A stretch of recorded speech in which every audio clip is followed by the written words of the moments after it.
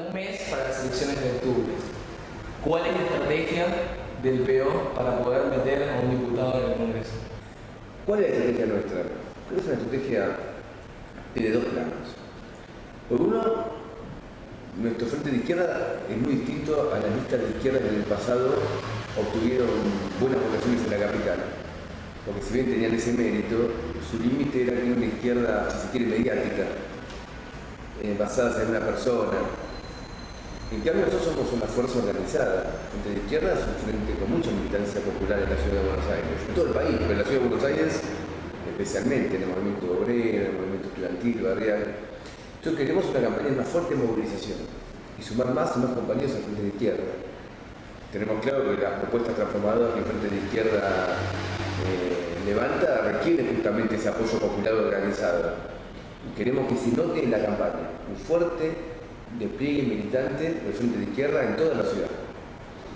Pero desde el punto de vista programático, acá hay dos cuestiones. Por un lado, nosotros vamos a acentuar en esta etapa que nos falta de la campaña una explicación de la crisis mundial y su impacto en la Argentina y la política que tiene el frente de izquierda frente a ella.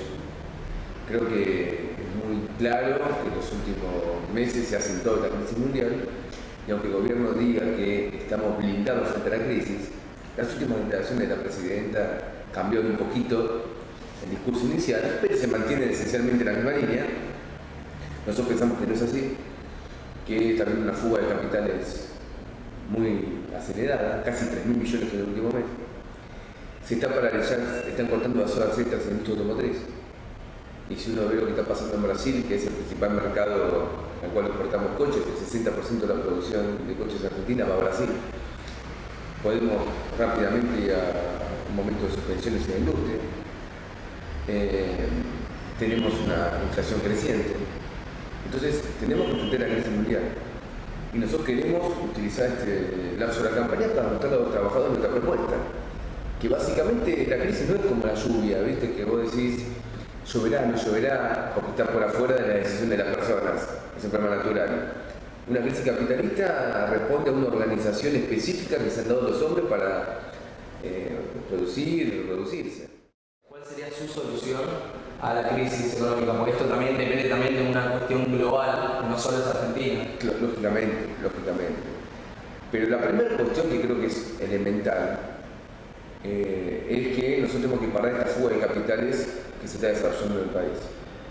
Vos fíjate que le están diciendo a los jubilados que no hay fondos para pagar el 82% móvil. Y va el titular de la ANSES, Diego Bocio, a entrevistarse con el presidente de la Corte, le dice que no pueden pagar los juicios. Y simultáneamente a eso se están fugando cerca de 25.000 millones de dólares anualmente en el país. Hay que cortar esa sangría. Para cortar esa sangría, la medida fundamental es nacionalizar la banca.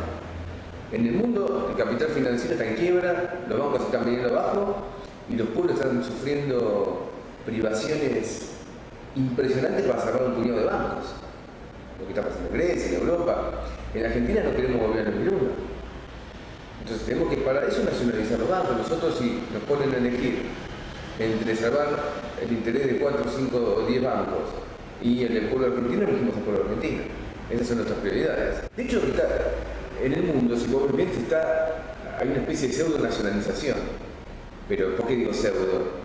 Porque la plata la ponen el Estado para salvar los bancos. Los bancos funcionan con plata del Estado. Son casi nacionalizados porque no funcionan por el negocio clásico del capital. Es el Estado que va a usar la tarjeta, pero siguen siendo privados y por lo tanto la plata del Estado se utiliza para una acumulación privada. El gobierno mantiene una especie de capa de oxígeno a las privatizadas menemistas porque están indudablemente en condiciones de crisis. ¿La crisis de qué deriva? De que no pueden cobrar las tarifas internacionales que ellos pretenden, porque para cobrar la tarifa de París con salarios de Herley es imposible. Entonces el gobierno dice, bueno, como cobras tarifa de Herley, lo que falta entre la tarifa de Herley y la de París te doy un subsidio. Y ese subsidio permite un beneficio. Pero el presupuesto está hipotecado en función de las privatizaciones. Nosotros lo que queremos es que si las empresas privadas funcionan con la plata del Estado, entonces nacionalicémosla. ¿Cuál es la gracia? Y que esos subsidios en realidad se transformen en un fondo de inversión, que no estamos quedando sin petróleo, sin energía, el déficit de la balanza comercial energética que se mide es terrible porque estamos importando combustible permanentemente y gas. Entonces hay un vaciamiento. Pero esto viene de los 90, es una cuestión de... Lo espectacular tu acotación. Viene de los 90. El gobierno mantiene la política de los 90. No ha cambiado. Viene de los 90. En los 90 se privatizó el petróleo, sigue privatizado. Si privatizó el gas, sigue privatizado.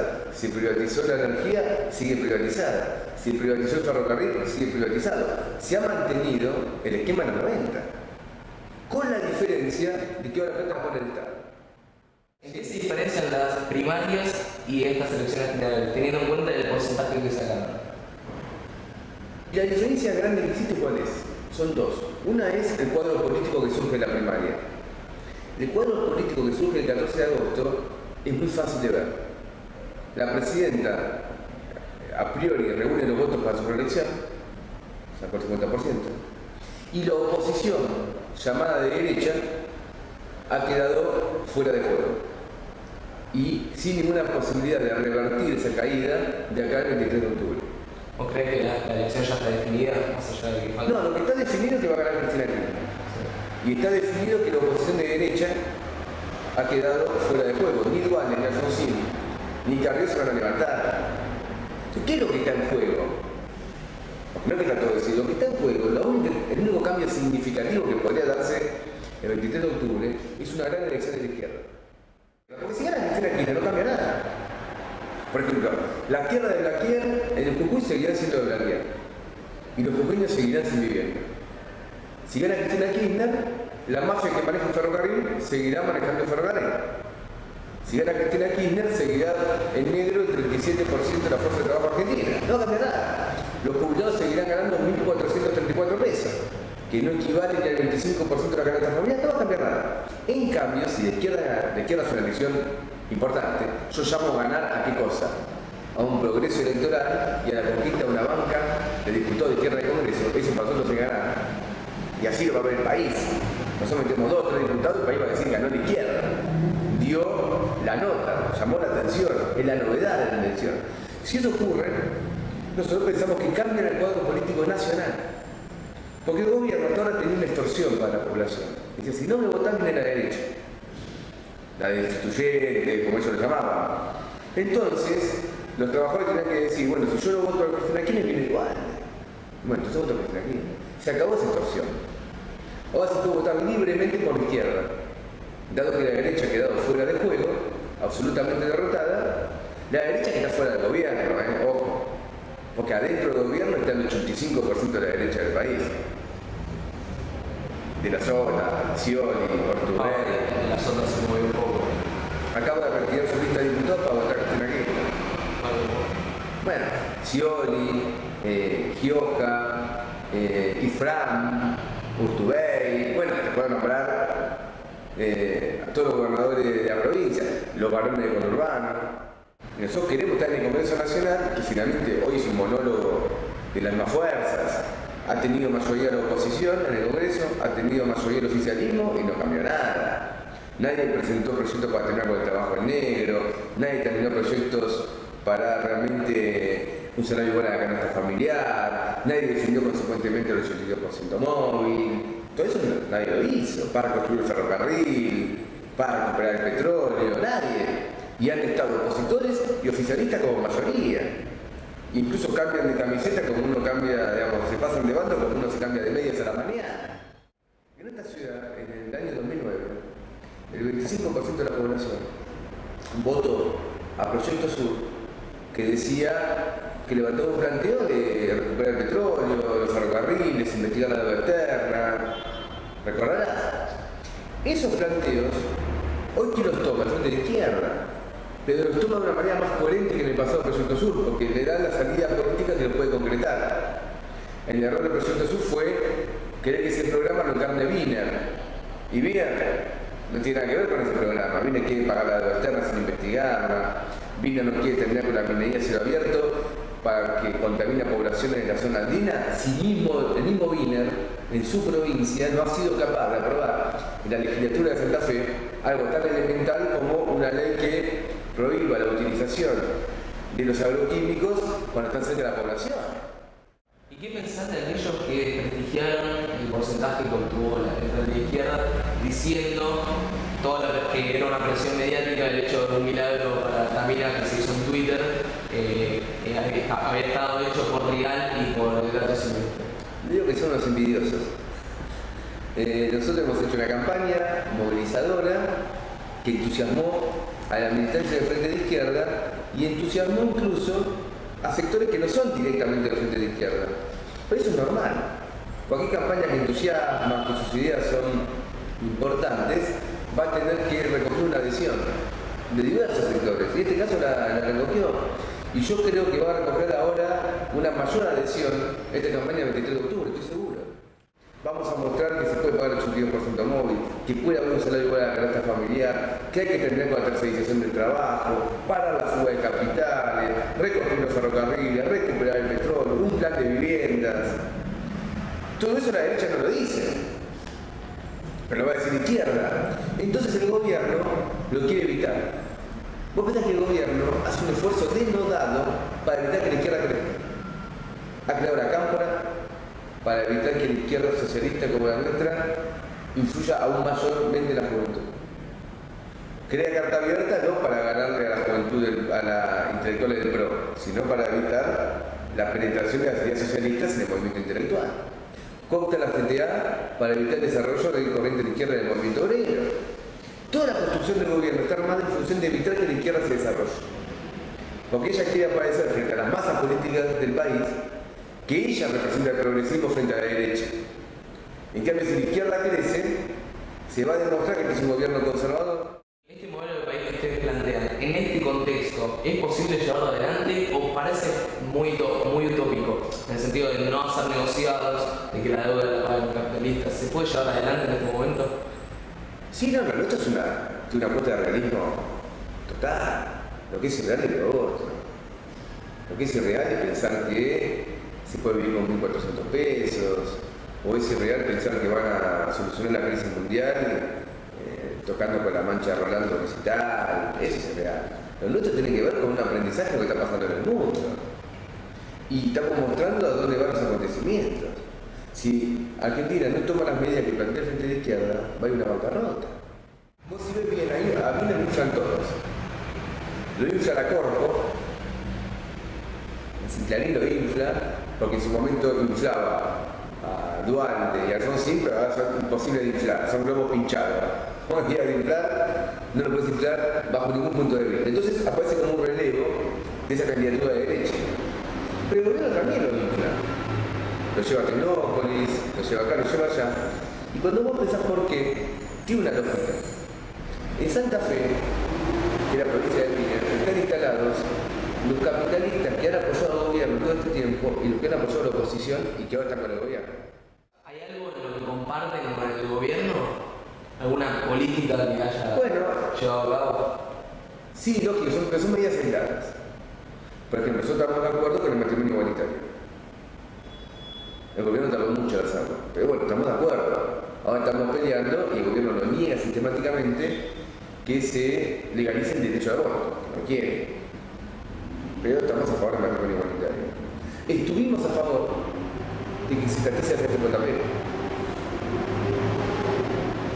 Pero nosotros teníamos la pretensión que esa estatización del CFJP sirviera realmente para que los jubilados cobren lo que necesitan y lo que marca la ley, que es el 82% móvil. No para que se utilicen los fondos del ANSES con otra finalidad. Ahora, la pregunta que vos me haces me obliga a hacer la siguiente aclaración. Nosotros con el gobierno no tenemos un marco político común y diferencia de gestión, como le pasa a todos los partidos. Tenemos una diferencia estratégica. El gobierno es una de las variantes de abordaje del capitalismo. Y nosotros somos una fuerza socialista. Cuando las diferencias tienen ese nivel estratégico, las coincidencias tienen que ser necesariamente reducidas, casuales. No tenemos puntos de contacto. Nosotros somos una fuerza que quiere emancipar a la clase obrera y el pueblo en la explotación y una presión muy fuerte. El gobierno era la representación del capitalismo de Argentina. Entonces, ¿cómo vamos a tener coincidencias estratégicas? No la podemos tener. Incluso si vos ves los puntos que yo digo, pensamos parecido al gobierno, fueron puntos en los cuales ellos lo hicieron con objetivos completamente distintos a nosotros. Porque si bien nosotros estábamos a favor de garantizar la FJP, lo queríamos hacer para tener el 82% móvil, no para usar el ANSES para cumplir el déficit fiscal o pagar la deuda externa. Es decir, que ni siquiera es un acuerdo. La medida parece que apoyamos entre los dos, pero finalmente estamos en objetivos distintos. ¿Cuál es el porcentaje que deberían obtener para poder, por lo menos, meter un diputado en el Congreso? En el caso de la capital, Sí. nosotros sacamos un 4,5% de los votos, 81.000, un poquitito más. Haría falta, no hay un número exacto, ¿no? Depende de las proporciones de cómo se haga toda la elección y las relaciones entre las listas. Haría falta aproximadamente un 6. Quizá un poquito más. Es decir, que estamos absolutamente activos. Y si hoy fuera la primera sesión en el Congreso, ¿qué proyecto plantearía? Bueno, si uno quiere decir, podemos tener 3. Salario igual a carácter familiar, punto clave, hoy el promedio salarial se calcula de 2.500 pesos. No es ni el 50% de la canasta familiar, después de 8 años de crecimiento económico. Entonces, punto 1, salario igual a la canasta familiar por 8 horas de trabajo. 2, terminar con la tercerización, el trabajo en negro y la precarización laboral, que afecta especialmente a la juventud. Ahora se va a cumplir, el 20 de octubre se cumple el año del asesinato de Mariano Ferreira, nuestro compañero. Él fue asesinado cuando peleaba para terminar con la tercerización laboral y sigue absolutamente expandida por todo el país y afecta a millones de trabajadores. Entonces, terminar con ese régimen de subexplotación que afecta especialmente a la juventud. 3, la jubilación, 82% móvil para los jubilados como mínimo. Y si me dejas un cuarto, que espero que me lo dejes, una transformación impositiva.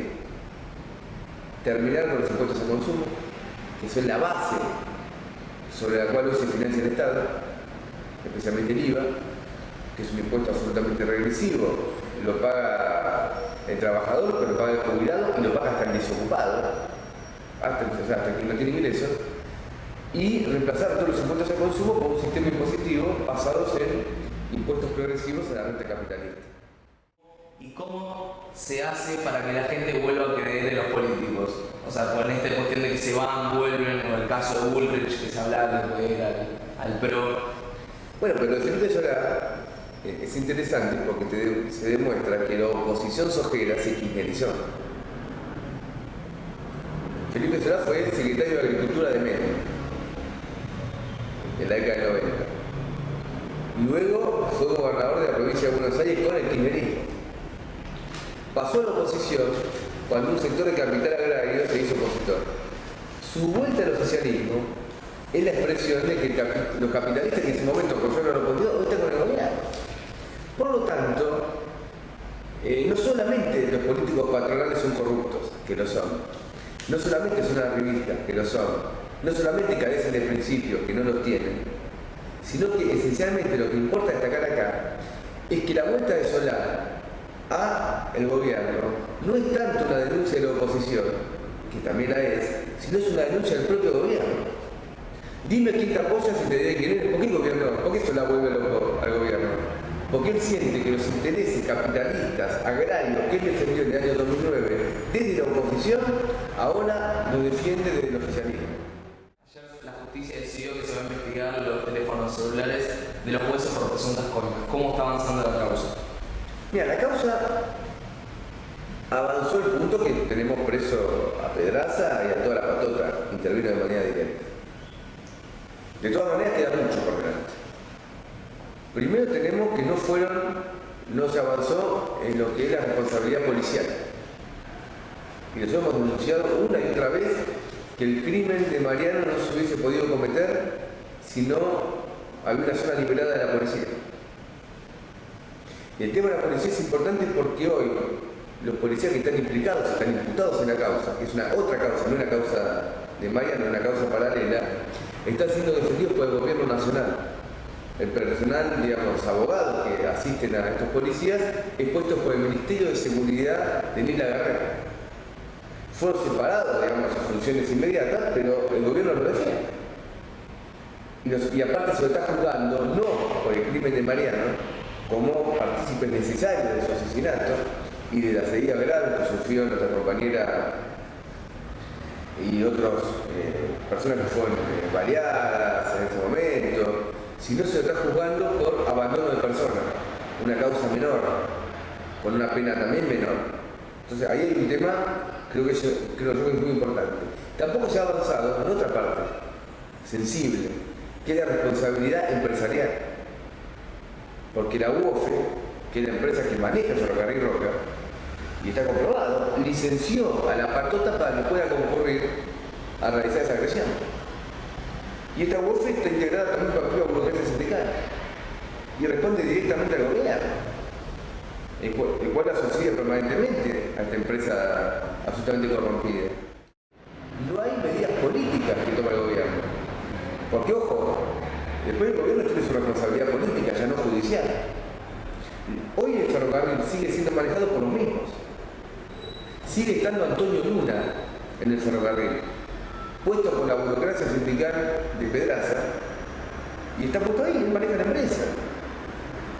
Es decir, que la misma patota y los mismos tipos puestos por la burocracia que reciben subsidios millonarios del gobierno y que fueron los que tercerizaron el trabajo, las que crearon las cooperativas truchas, todo el andamiaje que llevó a la lucha que dimos y por la cual fue asesinado Mariano, está totalmente vigente.